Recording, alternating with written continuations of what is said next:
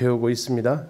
지난주에 고대 근동의 우상 그리고 그들의 신들에 대해서 특히 이제 수메르 지역 또 이집트 지역 우상들의 모습들 좀 봤고요. 우상이란 뭐냐? 하나님 자리를 빼앗고 있는 것이 전부 다 우상이다라는 것들을 정의도 살펴보았습니다.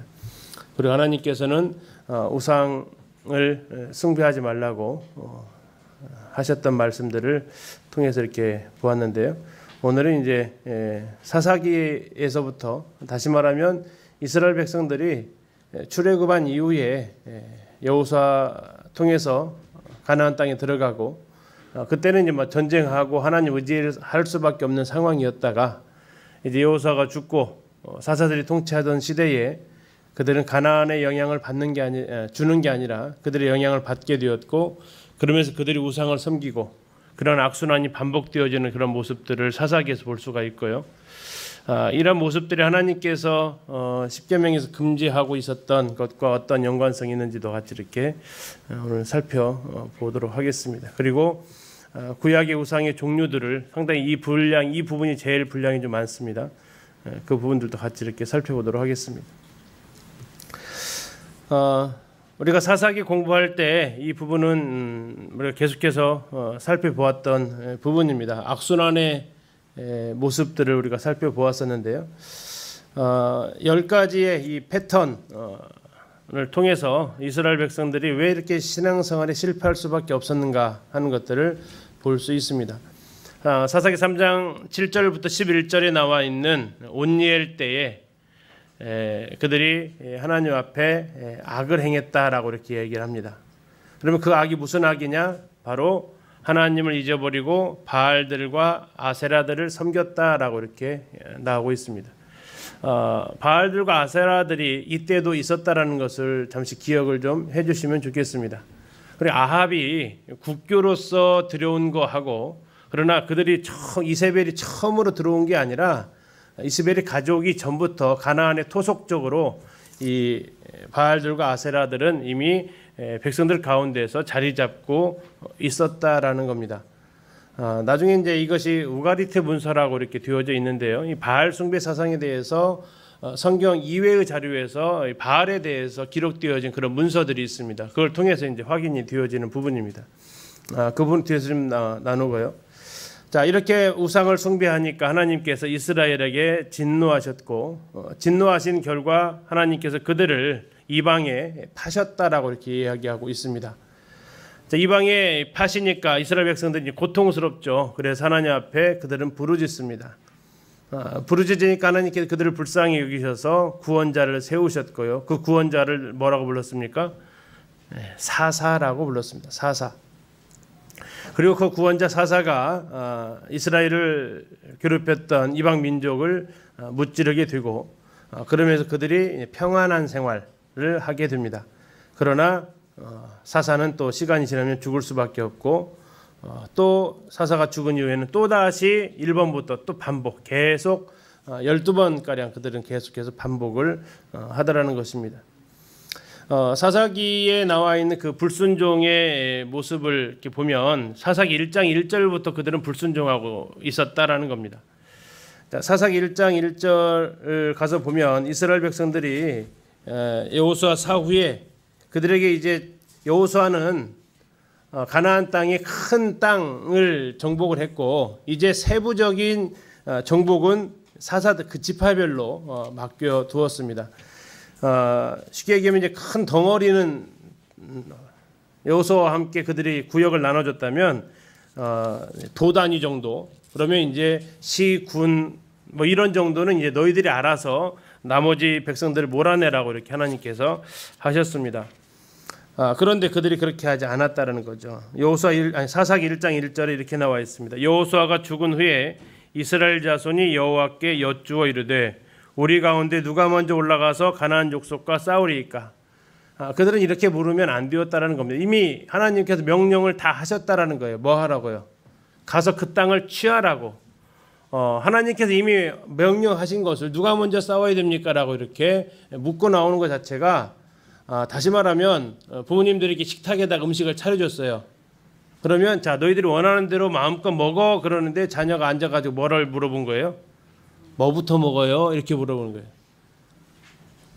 이게 지금 다 제공되어진 차려놓은 상인데도 불구하고 허락까지 다 했어요. 마음대로 원하는 대로 먹어 했는데 앉아가지고 그 말을 제대로 못 듣고 뭐부터 먹어요? 이렇게 물어보는. 그래서 하나님께서 어떻게 하십니까? 유다가 먼저 올라가라 하십니다. 유다가. 예, 그러면 유다가 예 알겠습니다. 올라가야 될 거 아닙니까? 근데 유다가 어떻게 행동합니까? 예, 시므온한테 얘기합니다. 같이 가자. 같이 가자 하는 거예요. 자, 분명 하나님께서는 유다한테 너 시므온과 같이 올라가라고 말하지 않았잖아요. 그런데도 이 유다 지파가 어떻게 했다고요? 시므온을 같이 그 전쟁에 데려가 나가려고 하는 겁니다. 결국 그들은 사사기 1장에서 실패의 역사를 보게 되죠. 우리가 같이 살펴보았던 대로 그들은 쫓아내지 않았고요. 쫓아내지 못했다라고 이렇게 성경은 기록하고 있습니다. 그것이 바로 불순종에서 나온 모습들이 아닌가 이렇게 살펴볼 수 있는 거죠. 우상 숭배에 대한 우상에 대한 율법의 순종과 불순종의 결과가 여호수아부터 사사기까지 쭉 나옵니다. 하나님께서 먼저 여호수아에게 말씀하셨죠. 가나안 족속과 혼인하지 말아라. 이게 하나님께서 하셨던 명령입니다. 그런데 이스라엘은 어떻게 했습니까? 그들은 가나안 족속과 언약을 맺습니다. 그 언약은 무슨 언약이었습니까? 혼인 언약이었습니다. 혼인 언약. 내 딸을 며느리로 주고 다음에 내 딸을 시집 보내고 또 그쪽에 있는 가나안 족속의 사람들을 우리 집에 며느리를 맞아들이면서 그들은 혼인 언약을 맺게 됩니다. 자, 영향을 그러면 누가 누구에게 준다고요? 거룩한 것이 악한 것에게 줍니까? 악한 것이 거룩한 것에 준다고요? 악한 것이 항상 거룩한 것에 영향을 준다고요. 결국 이스라엘은 가나안 족속을 하나님을 섬기는 사람들로 만든 게 아니라 오히려 가나안 족속이 하나님을 섬기는 이스라엘을 우상을 섬기는 민족으로 만들어버린 겁니다. 그 결과는 2장 11절에서 나타나죠. 그들이 바알들과 아스타롯을 섬겼다라고 이렇게 기록되어져 있습니다. 그래서 하나님께서는 그들을 심판하셔서 돌아오게 하셨고 그들이 돌아왔지만 또다시 사사가 죽으니 또 들어가고 이것이 사사기의 악순환이었음을 우리는 볼 수 있었습니다. 그런데 이 악순환은 사사기에서 끝나는 게 아니라 어쩌면 오늘날에까지 계속 반복되어지고 있는 모습이기도 합니다. 자, 이제 우상과 십계명에 대해서 살펴보겠습니다. 하나님께서 이스라엘 백성들을 출애굽시키셔서 호렙산에서 이스라엘 백성과 10가지 언약을 맺으십니다. 그 언약을 맺으셨는데 언약을 맺었다는 얘기는 관계 형성이 됐다는 거고요. 관계 형성이 됐다는 얘기는 하나님께서 그들에게 기대하시는 것이 있다는 겁니다. 우리는 남녀가 결혼할 때 결혼식 예식장에서 혼인서약이라는 것을 합니다. 그것처럼 하나님께서는 출애굽한 이스라엘 백성들과 이 십계명을 통해서 언약을 맺으셨다라고 성경은 이야기를 하고 있습니다. 613개의 율법이 성경에는 기록되어져 있는데 그 대표적인 것을 꼽으라면 바로 이 십계명이 해당이 됩니다. 그리고 잘 아시는 대로 이 십계명은 이스라엘 백성들에게 하나님께서 친히 돌판에다가 쓰셔가지고 주신 것입니다. 오늘날 그 십계명의 돌판이 없기 때문에 하나님의 그 글씨 솜씨가 어떤지는 확인할 수는 없겠죠. 그러나 이 하나님께서 직접 쓰셨다는 것은 무엇입니까? 그만큼 중요한 부분이라는 것을 우리는 생각할 수 있는데 거기에 나와 있는 1계명과 2계명이 우리가 하나님께서 얼마나 이 부분에 대해서 중요하게 생각하시는지를 보여준다라는 거죠. 자, 거기에서 하나님께서는 이스라엘 백성들한테 언약을 맺기 전에 소개를 하십니다. 출애굽기 20장 2절에 보면 이렇게 나와 있습니다. 나는 너를 애굽 땅 종 되었던 집에서 인도하여 낸 내 하나님 여호와니라. 신명기 5장 6절에서도 동일한 말씀을 하십니다. 나는 너를 애굽 땅 종 되었던 집에서 인도하여 낸 내 하나님 여호와라. 다시 말해서 이 언약을 맺을 때 이 언약을 맺을 만한 사람이 이 언약을 맺을 만한 관계가 있는 거죠. 다시 얘기하면 혼인서약을 하는데 지나가는 아무 남자하고 혼인서약을 하는 건 아니지 않습니까? 아무 여자하고는 혼인서약하는 게 아니잖아요. 이것은 관계가 되어져 있다라는 얘기예요. 하나님 말씀하시는데 무슨 관계냐?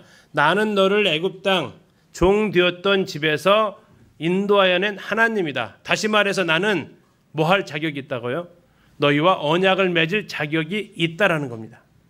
그래서 하나님께서 이스라엘 백성이 여기서 나타나 있는 모습은 어떤 하나님입니까? 애굽 땅 종 되었던 집에서 인도해 내신 하나님. 어떤 하나님이죠? 구원자이십니다. 구원자.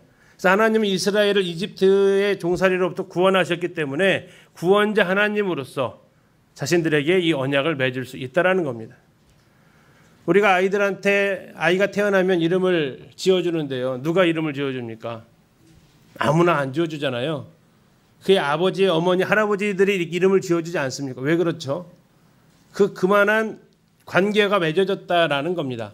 이제 하나님께서 이스라엘 백성들한테 얘기하신 겁니다. 나는 너와 계약을 맺을 건 언약을 맺을 건데 나는 너를 종에서 구원해낸 나는 구원자다라는 것이었습니다. 자, 그래서 이 10계명을 통해서 우리가 들어가기 전에 1, 2계명에 들어가기 전에 우리가 생각해 볼 수 있는 게 뭐냐면 하나님은 언약을 맺으시는 분이시다라는 겁니다. 하나님은 구약에서 창세기에서 출애굽기에서 그 언약을 맺기 전부터 아브라함과 언약을 맺으셨고요. 우리가 헷불 언약으로 같이 이렇게 살펴보았습니다. 야곱과도 언약을 맺으셨고요. 애굽에 내려가는 것에 대해서 인정을 하실 때 그랬죠. 요셉과도 언약을 맺으셨습니다. 그리고 모세와도 언약을 맺으시는 하나님은 언약의 주인이고 언약의 성취자임을 볼 수 있습니다. 두 번째, 여호와는 구원자이셨습니다. 자, 성경에서 하나님께서는 이스라엘 백성들에게 군대 장관으로 등장하고 계시는데 하나님께서 이스라엘을 이렇게 구원해 내신 분으로 능력자로 보여주고 있습니다. 그리고 아까 이제 우리 본문에서 직접적으로 언급하고 있는 말씀이 나는 너희를 애굽 땅 종되었던 집에서 구원해낸 너희 하나님 여호와다라고 말씀하시는데 하나님께서 모세를 통해서 이스라엘 백성들을 출애굽 시키셨다라는 것을 알 수 있습니다. 그래서 하나님께서는 이제 그들과 언약을 맺을 수 있으셨다라는 겁니다. 자, 그 언약을 맺으실 때 하나님께서 반드시 먼저 하신 것이 나는 너희의 구원자다. 그리고 이것은 오늘날 신약에 있어서도 예수님께서 피로 언약을 맺으셨죠. 그것은 바로 주님이 우리에게 어떤 분이라는 얘기입니까? 역시 구원자이시기 때문에 이 언약을 맺을 수 있으시다라는 겁니다. 자, 그럼 1계명을 잠시 보면요. 나 외에는 다른 신들을 내게 두지 말지니라 이렇게 하나님께서 제1계명을 하십니다. 주일에도 결혼에 대해서 하면서 말씀드렸지만 하나님과의 관계에 있어서 제일 중요한 것을 하나 꼽으라면 부부 사이에 있어서 그 1계명과도 같다라는 겁니다. 부부 사이에서 결혼할 때 1계명이 뭐예요? 난 당신밖에 없어. 나도 그래. 이것이 혼인서약입니다. 자, 이 레위기에서 하나님께서 이스라엘 백성들한테 이렇게 얘기하십니다. 너희는 거룩해라. 왜? 내 하나님 여호와가 거룩하기 때문이다. 이 거룩도 이제 그 거룩이라는 뜻이 뭐죠? 구별해 놓은 겁니다. 구별해 놓은 거. 너는 내 앞에서 거룩해라라는 것은 뭡니까? 너는 이제 나밖에 없어야 된다라는 얘기예요.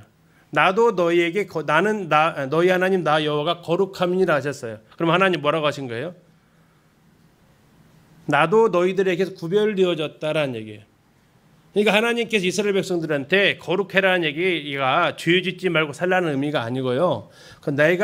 너희는 내 앞에서 거룩해라. 왜? 내 하나님 여호와가 너에게 거룩하다라고 하신 것은 너는 이제 나만 섬겨야 되고 나도 이제 너밖에 없다라는 그 관계를 하나님께서 말씀하시는 맥락이라는 거죠. 다시 말해 하나님께서 그것을 10계명 1계명에서 그것을 이렇게 표현하신 겁니다. 너는 나 외에는 다른 신들을 내게 두지 말아라. 아내에게 있어서 남자는 유일한 겁니다. 남편에게 있어서 아내도 유일한 여자라는 것이 결혼 관계에서만 허용이 되는 거죠. 자, 왜 이것을 하셨느냐? 이스라엘 백성들이 지금까지 보고 살아왔던 게 뭐예요? 우상을 보고 살아온 겁니다. 우상을. 그리고 가나안 땅에 들어가면 또 보고 살 게 뭡니까? 또 우상을 보고 살 거예요. 근데 결혼하시면 좀 불안하십니까? 남편이 아내가 워낙 선남선녀가 많은 곳으로 가게 되면 불안해 보일 수도 있겠죠. 하나님께서 이스라엘을 애굽 땅에서 건져내시고 가나안 땅으로 들여보내시는데 그곳이 전부 다 무슨 땅이라고요? 하나님을 대체할 만한 우상들이 가득한 땅이었다라는 거예요. 자, 그러면서 하나님께서 말씀하십니다. 이제 내가 너희를 애굽 땅 종되었던 집에서 구해냈는데 아까 구원자로서 구원했다고 했잖아요. 자, 구원해 내기 위해서는 그들을 사로잡았던 그들을 가둬두었던 그 세력들을 심판하셔야 됩니다. 그게 누구였습니까? 이집트에서 그들을 계속해서 올감했던 이집트의 신들이라는 겁니다. 출애굽기와 민수기에서 하나님께서 이집트의 10가지의 재앙을 내리시잖아요. 10가지 재앙을. 그것은 뭐에 대한 심판이라고 하시냐면 바로를 향한 심판, 그리고 이스라엘을 괴롭혔던 관리자들을 위한 심판일 뿐만 아니라 뭐에 대한 심판이라고요? 이집트 신들에 대한 심판이다라고 선언을 하십니다. 출애굽기 12장 12절에 이렇게 나와 있습니다. 내가 그 밤에 애굽 땅에 두루다니며 사람이나 짐승을 막론하고 애굽 땅에 있는 모든 처음 난 것을 다 치고 애굽의 모든 신을 내가 심판하리라. 나는 여호와라. 자, 애굽의 모든 신을 내가 심판하리라. 이게 출애굽기 12장 12절에서 외치신 하나님의 말씀입니다. 애굽의 모든 신을 심판하리라. 또 민수기 33장 4절에서는 이렇게 말씀하십니다. 애굽인은 여호와께서 그들 중에 치신 그 모든 장자를 장사하는 때라. 여호와께서 그들의 신들에게도 벌을 주셨더라. 민수기 33장 4절에서는 여호와께서 그들의 신들, 이집트 사람의 신들에게도 뭘 주셨다고요? 벌을 주셨다라고 이렇게 기록하고 있습니다. 자, 10개의 십계명이 들어가기 전에, 10개의 재앙이 들어가기 전에 먼저 바로 앞에 이 모세가 서게 될 때 첫 번째 행했던 기적이 있습니다. 뭡니까? 지팡이가 뭐가 되죠? 뱀이 되는 기적을 베풉니다. 자, 이제 이 모세의 지팡이가 마술사들의 지팡이를 삼키는 그 뱀이 있는데, 그 뱀이 뭐냐? 바로 지금 이집트 파라오의 관 위에 붙어 있는 저 뱀입니다. 어떻게 귀여운가요? 좀 무섭게 생겼나요? 좀 크게 한번 보실까요? 이렇게 생겼어요. 예. 지금 보이시죠? 이렇게. 예. 그 옆에도 이렇게 생겼습니다. 자, 이 이름을 우라에우스라고 합니다. 우라에우스. 이름이 잘 안 들어가죠. 우라에우스라고 하는데 그 이름의 뜻이 뭐냐면 일어선 코브라라는 뜻을 가지고 있습니다. 일어선 코브라. 지금 딱 봐도 코브라가 지금 머리를 팍 들고 당장 물 것처럼 얘기하고 있죠. 이것은 이제 이집트의 파라오의 위엄을 상징하기 위한 건데, 이 우레아우스는 왕권과 통치권 또 신성함을 상징했던 코브라, 뱀의 모습입니다. 근데 모세가 처음 바로를 만났을 때 뭐 했다고요? 하나님의 지팡이로 그 마술사들의 지팡이 이 뱀을 삼켜버렸다라는 겁니다. 심판하셨다라는 거예요. 자, 그리고 나서 이제 10가지의 재앙이 쭉 이어집니다. 자, 10가지 재앙을 한번 가보겠습니다. 피재앙입니다. 나일강이 피로 변하는 재앙입니다. 이집트인들은 나일강을 굉장히 신격화했고요. 그 이집트를 다스리는, 또 나일강을 다스리는 그 신들을 자연스럽게 숭배할 수밖에 없었습니다. 그 대표적인 신이 바로 하피라는 신입니다. 지금 왼쪽에 파란색으로 보이는 이 신들이 이 신이 지금 하피신입니다. 하피신. 나일강은 범람을 해서 이스라엘 애굽 사람들한테 풍년을 허락해 주는 그 신들인데요. 이 범람을 통해서 땅이 기름지게 되고 기름진 땅에서 농사를 지으면서 그들은 풍요로운 삶을 하게 됩니다. 이 지금 두 하피신이 있는 것은 상부 나일강, 하부 나일강에서 상이집트, 하이집트 이렇게 이집트를 나뉘는데 그 두 개를 다 지금 통합하는 이러한 의미를 지금 표현하고 있습니다. 이렇게 두 하피가 있는 게. 다음에 나일강의 수호시며 헷켓의 남편으로 진흙으로 사람을 만든 신이라고 하는 크눔이라는 신이 있습니다. 이게 지금 크눔이라는 신입니다. 크눔. 이 크눔이라는 신은 나일강의 신으로 알려져 있는데요. 지금 머리 한번 보실까요? 머리. 무슨 뿔 같아요? 무슨 뿔 같아요? 이게 양의 머리를 하고 있습니다. 양 머리와 양의 뿔을 하고 있는 이 신으로 등장하고 있습니다. 다음에 혈류, 피 같은 강이라고 하는 그 혈류가 나일강인 오시리스, 이게 나일강이 피로 변한 거죠. 그것을 통해서 오시리스에 대한 심판하는데 지금 나와 있는 게 바로 이 오시리스입니다. 역시 풍요를 상징하는 이집트의 신이었고요. 이 세 신을, 나일강을 피로 심판하시면서 하나님은 이집트의 신들을 또 심판했다라는 겁니다. 자, 이제 개구리 재앙입니다. 헷켓이라고 하는데요. 다산의 상징입니다. 개구리 알 보셨죠? 얼마나 알을 많이 낳습니까? 그렇죠? 그렇기 때문에 이 개구리가 알을 많이 낳는 이걸 통해서 이 헷켓이는 다산의 상징이라는 것입니다. 햇귀신의 머리를 보니까 뭐처럼 닮았어요? 개구리 닮았죠. 이 나일강이 범람하면 거기에다가 이 개구리들이 수백만 마리의 알을 까기 시작을 하고, 그래서 그들은 바로 이것을 신으로 또 섬기게 됩니다. 그다음에 이재앙입니다. 자, 이는 이제 그 먼지가 이로 변하는 그런 기적을 베풀죠. 이 재앙은 애굽에서 이를 나타내는 모래의 폭풍의 신인 세트 신이라고 있습니다. 세트 신. 이게 지금 세트 신의 모습들인데요. 이 세트 신은 사막을 지배한다고 그들은 생각했고, 모래바람을 일으키고 땅을 다스린다라고 그들은 생각을 했다고 합니다. 자, 머리가 상당히 좀 특이하죠. 머리 모양이요. 뭐 닮았어요? 머리가요? 자칼을 닮았다고 합니다. 자칼의 형상을 했다고 하고요. 근데 이 머리는 좀 다르죠. 이 앞에 이게 멋있어요? 이게 멋있어요? 뒤에가 더 멋있어요? 뒤에는 땅돼지를 닮았다고 합니다. 인터넷 검색에 땅돼지 치면 나와요. 되게 닮았어요. 이 머리 모습하고. 이건 자칼을 형상하고, 벽화에는 이런 땅돼지를 닮은 헤어스타일을 좀 하고 있는 신이 세트 신입니다. 이집트에서 숭배하는 9개의 주신이 있는데 그 중에 한 신이 바로 이 세트 신입니다. 자, 이 피, 개, 이파, 파리 재앙입니다. 이 파리 재앙은 이 신이 제 역할을 못했다라는 겁니다. 파리가 발생하는, 파리를 섬겼다기보다는 파리는 가나안 땅에 섬겼고요. 이 파리 재앙은 케프리라는 신이 있는데 쇠똥구리 신입니다. 지금 이 왼쪽에 있는 이게 저희들이 이번에 그 2월 달에 그 영국에 가서 찍은 신입니다. 되게 큽니다. 사진으로 좀 가늠이 잘 안 되죠. 근데 옆에 지금 사람 이쪽에 보이시죠? 비교해 보시면 엄청 크다라는 것을 확인할 수 있습니다. 상당히 큰 신인데, 이 케프리 신이 어떤 신이냐면요, 이 쇠똥구리 보신 적 있죠? 쇠똥구리가 뭘 뭉치죠? 그렇죠. 쇠똥을 뭉치니까 쇠똥구리잖아요. 그래가지고 굴려갑니다. 그러면 이 쇠똥을 땅에 묻어서 파리들이 거기다가 알을 낳아요. 그리고 구더기로 자라서 파리가 되는 것을 이제 막는 것. 그래서 이제 이 케프리가 하는 것은 파리가 많이 낳지 못하도록 막는 역할을 하는데, 파리가 그냥 온 곳곳에 있었어요. 그러면 뭐가 지금 실패한 거예요? 작전을. 이 케프리 신이 지금 역할을 제대로 못했다라는 거예요.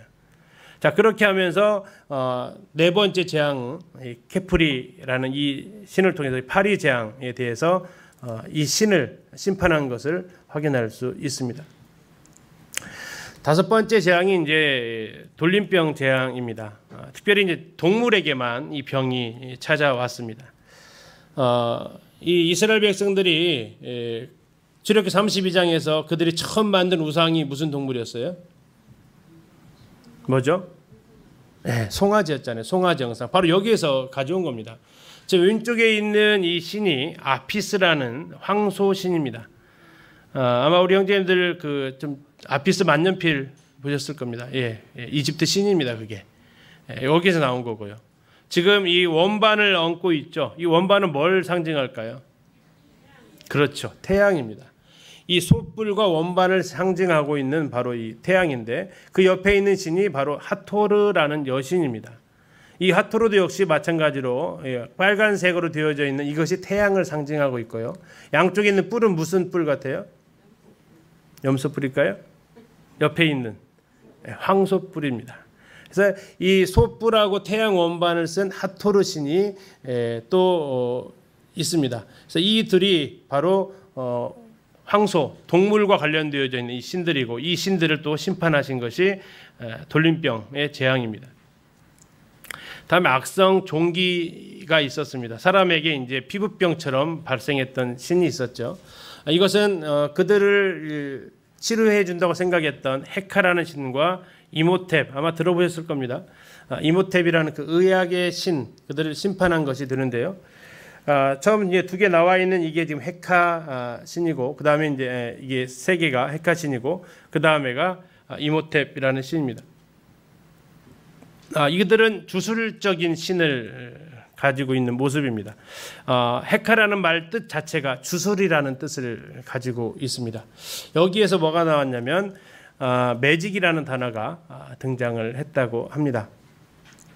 그 다음에 이모텝이라는 신이 있는데요. 이 사람은 실제 살았던 사람으로 알려져 있습니다. 기원전 2650년에서 살았던 사람으로 이렇게 알려져 있는데 그가 이제 신으로까지 이렇게 등장하게 됩니다. 그는 내과 의사였다라고 합니다. 나중에 건축가 역할도 했고요. 뭐 피라미드를 짓는데 뭐 공헌했다라는 이야기도 있습니다. 아무튼 이 병을 통해서 이 병들을 치료해주는 이들이 무력하다라는 것을 보여주게 된 것입니다. 다음에 이제 우박 재앙이 내리죠. 우박이 내리는 이 심판은 대기와 관련되어져 있습니다. 공중과 관련되어져 있고요. 이 많은 사람이 이 우박으로 인해서 죽게 되는데 또 보리와 삼도 파손이 되고 이 신들은 바로 슈라는 신, 앞에 있는 슈라는 신입니다. 머리가 굉장히 큰 모자를 쓰고 있죠. 공기와 바람의 신으로 알려져 있고 이집트의 9명의 주신 가운데 하나입니다. 그 다음에 농업의 신이라고 하는 이시스 있습니다. 역시 솥불에 태양 원반을 지고 있죠. 이 이시스도 이집트의 구신 중에 한 명에 해당이 됩니다. 나중에 이제 이게 막 부활과 연관이 되어져서 나오기도 합니다. 뭐 그렇게 들어가면 너무 복잡해지니까 그 정도만 하고 갈게요. 다음에 습기의 신이라고 하는, 습기가 있어야 비가 내리죠. 테프노시라는 이 신이 또 있습니다. 이 테프노 신 위에 머리에 좀 또 뭐 쓰고 있죠? 뭘 쓰고 있는 것 같아요? 동그라면 태양이라고 보시면 거의 맞습니다. 역시 태양의 원반신을 가지고 있고요. 이러한 신들이 바로 우박의 재앙을 막지 못했던 대기의 신들입니다. 하나님은 이런 신들을 심판하시고 대기에 이런 우박의 재앙을 내리셨다라는 거죠. 다음에 이제 메뚜기 재앙이 나와 있습니다. 세라피스라고 하는데요. 곡식을 지켜주는 신입니다. 이 메뚜기로부터 땅의 소산을 지켜주지 못했다라는 거죠. 곡식을 지켜주지 못했다라는 겁니다. 그래서 이 세라피스가 무능하다라는 것을 보여준 것이 바로 이건데, 이 아피스와 오시리스가 합해져서 나오는 것이 바로 이제 세라피스고요. 오른쪽에 있는 이 세라피스는 그리스 버전입니다. 이것은 무슨 버전이고요? 이집트 버전. 이것은요, 그리스 버전을 가리키고 있습니다. 이 그리스 버전을 이렇게 좀 보시면 이게 이제 그리스 로마 신화에 또 나오게 되죠. 하데스하고 이렇게 비슷한 모습을 하고 있습니다. 저승을 상징하는 그 신이죠. 이러한 신화가 이렇게 연결되어지는, 그러니까 이 신화 자체가 대륙을 넘어가면서 조금씩 변해져가는 모습도 확인할 수 있습니다. 다음에 이제 9번째 재앙인 흑암의 재앙입니다. 뭐 지금 빨간색은 바로 보시면 아시겠죠? 이게 뭘 상징하는지요? 네, 태양입니다. 태양. 그리고 태양 앞에 보시죠. 이게 앞에 이게 뭐예요? 예, 그렇습니다. 아까 보셨죠? 예, 그 파라오가 모자 왕관에 썼던 그 뱀, 이 코브라, 일어선 코브라의 모습을 하고 있습니다. 태양신은 라인데요. 라. 이 태양신 라의 명칭이 바로 이제 태양, 또 태양 광선에서 나왔습니다. 여기서 나온 병원 용어가 있습니다. 라에서 나온 병원 용어 뭐일까요? 태양 광선. 예, 레이, 엑스레이가 이제 그 어원으로 이렇게 레이에 나오는 것입니다. 이제 여기에서 그 어원이 라에서 레이가 나왔다라고 이렇게 이야기를 하기도 합니다.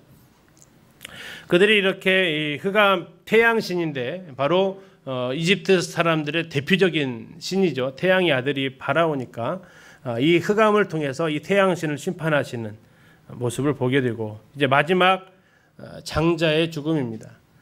이 장자의 죽음을 통해서 다산의 신이 이제 심판을 받게 됩니다. 신성시되고 귀하게 여겨졌던 바로의 큰아들이 죽음을 당합니다. 뿐만 아니라 애굽의 모든 큰아들이 처음 난 것들이 다 죽음을 당합니다.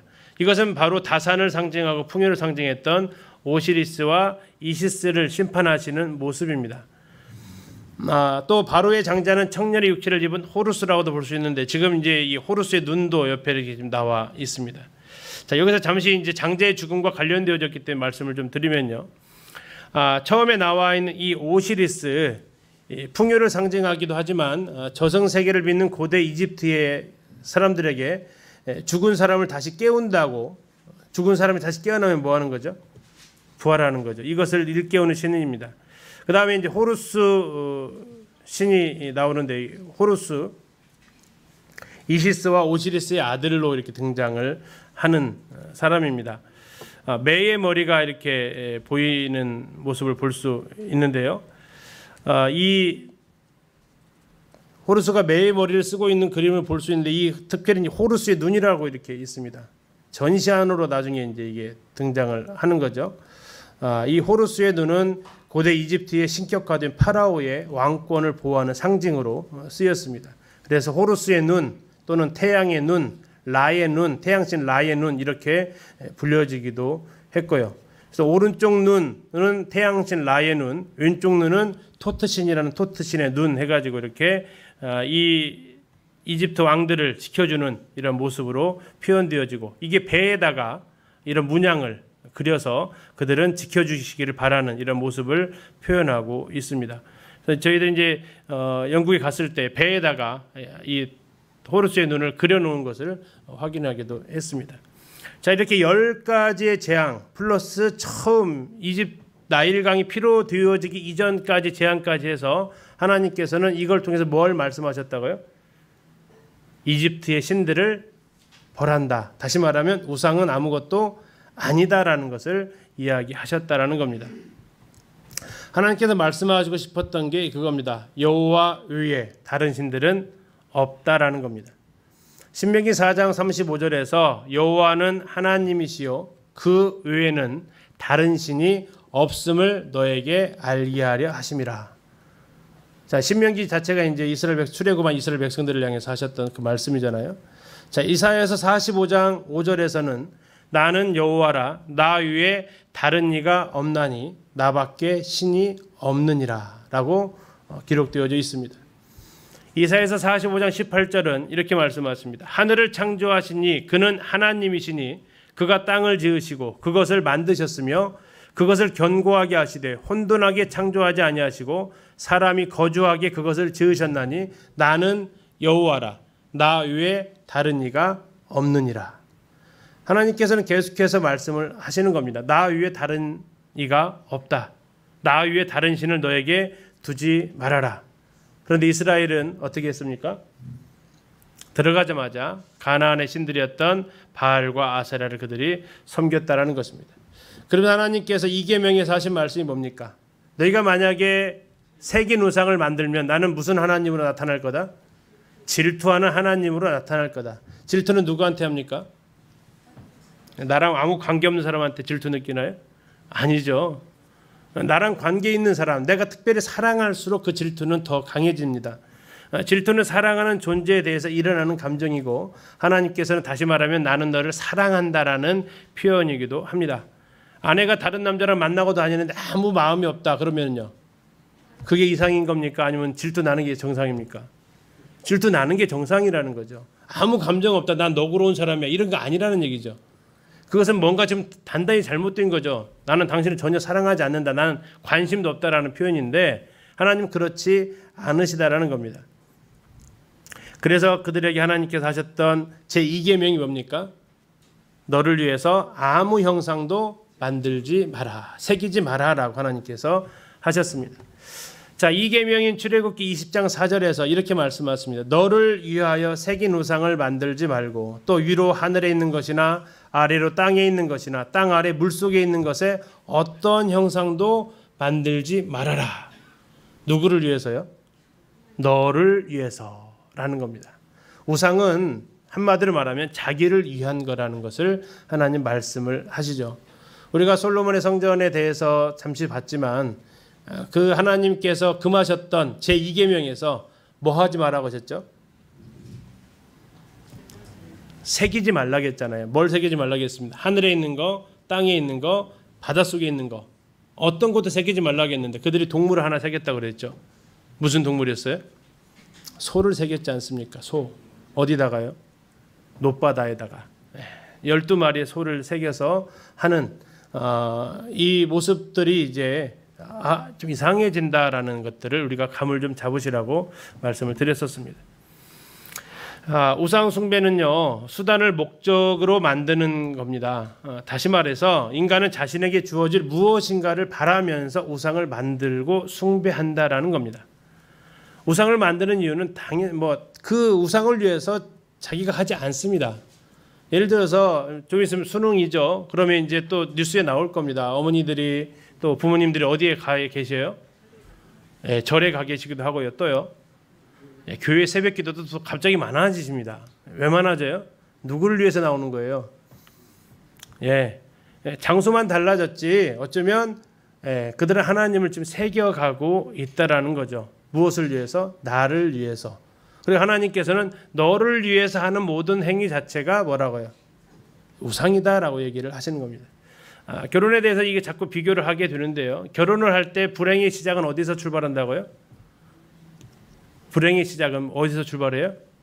나를 위해, 나이가 행복하려고 하면 불행하기 출발했다고요.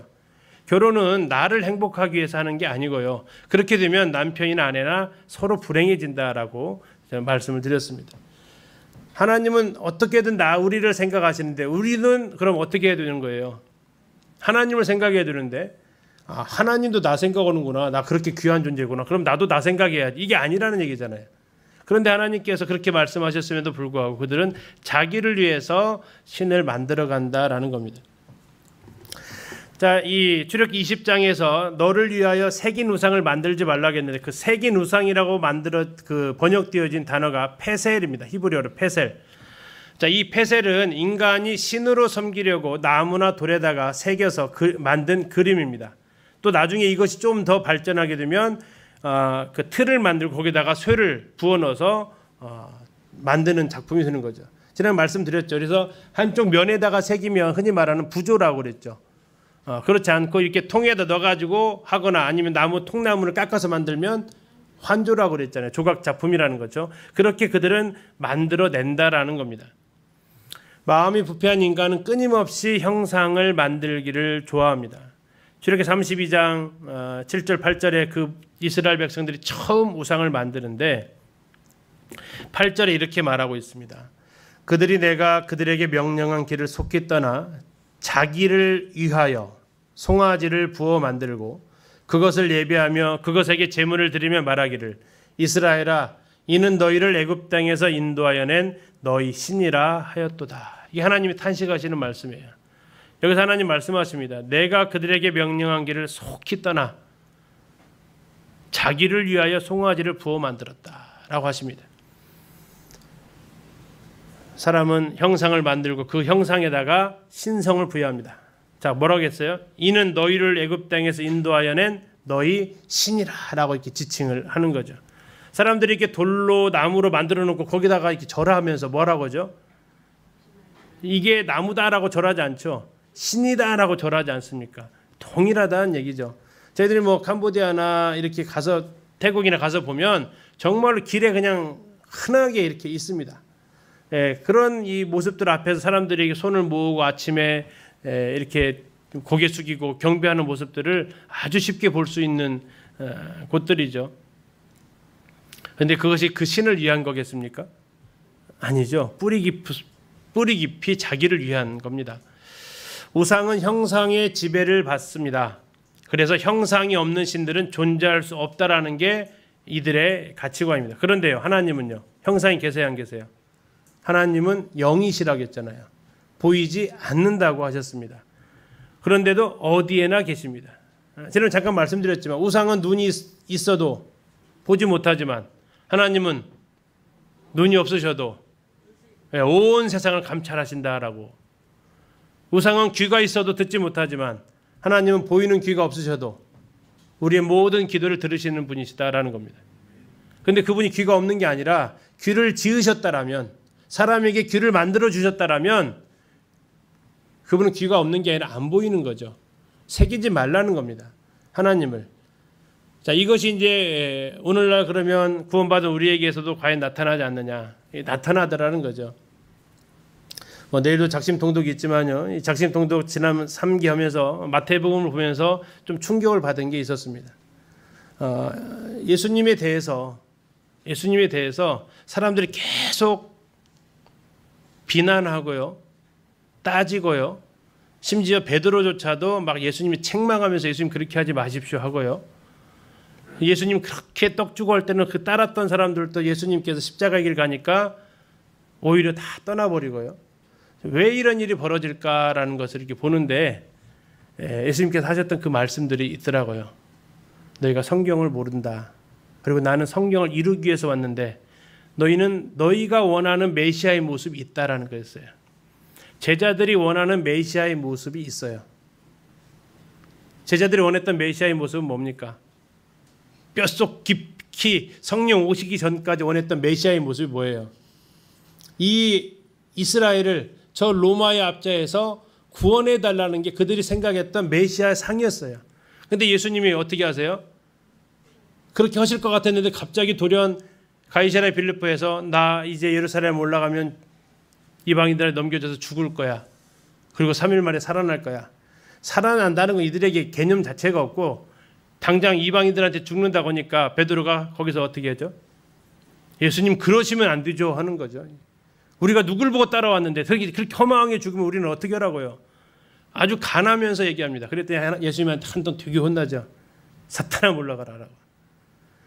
우리의 마음 가운데 예수님에 대해서 혹시 새겨놓은 모습들이 있는 것 같았어요. 있어요. 제 자신을 봐도 하나님은 이러이러하신 분이어야 돼. 그리고 그 내 생각했던 하나님의 모습과 내가 좀 다르게 나타나면 우리는 어떻게 하죠? 제가 잘못 알았습니다. 이렇게 하잖아요. 뭐 하죠? 논쟁을 해요. 논쟁. 논쟁이 더 심하면요. 하나님 원망해요 이제. 근데 예수님이 그때 하셨던 말씀이 뭐였어요? 나는 성경대로 간다라는 거였습니다. 나는 성경을 이루기 위해서 나는 간다라는 거였어요. 심지어 십자가 죽음 앞에서 그분은 이렇게 얘기하시더라고요. 내가 이렇게 하지 않으면 이렇게 되리라고 한 성경을 이루어지리라고 한 성경이 어떻게 되겠냐라는 거였어요. 그래 나는 성경을 이룰 수밖에 없다라는 게 예수님께서 한결같은 말씀이었어요. 근데 거기에는 관심이 없고요. 내가 생각에는 메시아의 모습이 있어요. 내가 원하는 메시아의 모습이 있다고요. 그거하고 예수님하고 부딪히니까 계속 갈등이 일어나는 거예요. 대제사장들도 사두개인들도 바리새인들도 뿐만 아니라 백성들도 떡 주고 할 때는 쳤다가 하나님 말씀 가르쳐 주니까 다 떠나가더라. 자기가 생각했던 메시아는 그런 메시아인데 엉뚱한 얘기하니까 다 떠나가고 심지어 제자들까지 어떻게 합니까? 제자들까지도 예수님에 대해서 오해하고 있더라라는 얘기죠. 그것이 과연 어디서 왔다고요? 보니까 하나님에 대해서 내가 디자인하고 있더라는 얘기예요. 하나님을 하늘의 것으로 땅의 것으로 바닥 것으로 아니면 내 생각하고 있는 나만의 하나님을 내가 만들어가고 있다는 겁니다. 그럼 하나님께서는 그것을 누구를 위한 거냐라고 묻습니다. 누구를 위해서 그렇게 신을 만들어가고 있나요? 바로 너를 위한 거 아니냐라는 거였습니다. 네가 나를 위해서 그렇게 내 모습을 디자인했냐? 아니죠. 내가 원하는 하나님의 모습이 있다라는 거죠. 그래서 우리는 이 너를 위해서 우상을 새기지 말라는 이 말씀이 정말 이스라엘이 아닌 오늘날 나에게도 동일하게 찾아오는 모습이라는 것을 생각하게 됐습니다. 그리고 하나님께서는 말씀하십니다. 우상에게 절하지도 말고 그를 섬기지도 말아라 라고 하셨습니다.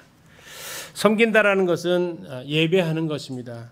우상을 섬기며 절하는 것은 우상이 신이고 그가 우리에게 복을 줄 것이고 그가 우리를 지켜줄 것이고 그가 우리를 도와줄 것이라고 믿는 것입니다. 이사야 44장 말씀 잠시 한번 펴서 보도록 하겠습니다. 시편에서도 우리가 비슷한 말씀을 봤었는데요. 우상의 현실에 대해서 이사야에서도 동일하게 책망을 하고 있습니다. 이사야에서 44장입니다. 먼저 9절 보실까요? 이사야 44장 9절. 우상을 만드는 자는 다 허망하도다.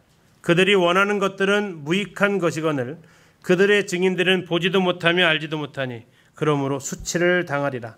다시 말해서 우상을 만드는 자가 부끄러움을 당할 것이다 라고 이야기를 하고 있습니다. 자, 왜 그런 일들이 일어나느냐? 바로 우상의 허무함 때문에 그렇습니다. 15절 보시겠습니다. 44장 15절. 이 나무, 우상을 만드는 나무입니다. 이 나무는 사람이 땔감을 삼는 것이거늘 그가 그것을 가지고 자기 몸을 덮게도 하고 불을 피워 떡을 굽기도 하고 또 뭐도 한다고요? 신상을 만들어 경배하며 우상을 만들고 그 앞에 엎드리기도 하는구나. 무슨 상황인지 이해하시죠? 큰 나무 토막이 하나 있었는데요.